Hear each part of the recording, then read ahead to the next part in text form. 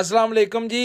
ਅੱਜ ਕੱਲ ਪਾਕਿਸਤਾਨ ਦੇ ਵਿੱਚ ਆ ਜਿਹੜਾ ਮਤਲਬ ਸ਼ੋਸ਼ਾ ਛੱਡਿਆ, ਜੱਜਾਂ ਨੇ ਝੂਠਾ ਲੈਟਰ ਲਿਖਿਆ ਇੱਕ ਕਿ ਜਸਟ ਇਮਰਾਨ ਖਾਨ ਨੂੰ ਇੱਕ ਮਤਲਬ ਰਿਲੀਫ ਦਿਵਾਉਣ ਵਾਸਤੇ ਇਹ ਵੀਡੀਓ ਵੇਖੋ ਤਾਂ ਕਿ ਹਕੀਕਤ ਜਾਣ ਕੇ ਜੀਓ।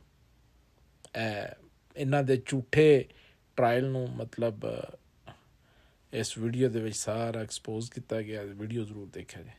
अस्सलाम वालेकुम।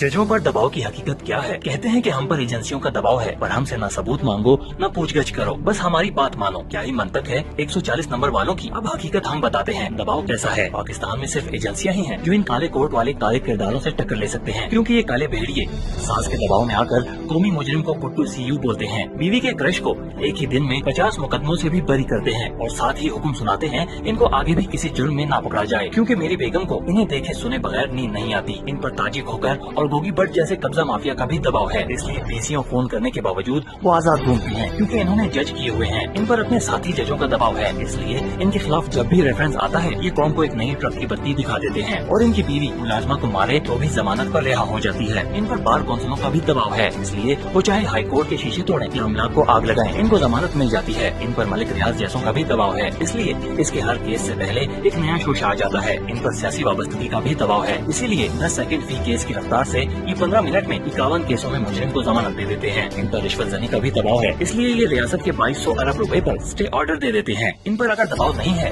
तो अपने जमीर का नहीं है। तभी 6 साल में 22,000 रेप केसेस में सिर्फ 77 सजाएं, वो भी शायद हाई कोर्ट तक पहुंचकर माफ हो जाएं। कभी इन जज साहिबान की ऑडियो लीक्स को भी सुने। जस्टिस कयूम को अपने खिलाफ केस में से रियायत चाहिए तो चौधरी परवेज इलाही की ऑडियो लीक में अपने प्रिंसिपल सेक्रेटरी का केस जस्टिस नकवी की अदालत में लगाने की बातें थी, क्योंकि वो हम ख्याल थे। जस्टिस बंदियाल की सास की ऑडियो कॉल जिसमें पीटीआई के सब केसेस में रिलीफ का हुक्म आ जाता है।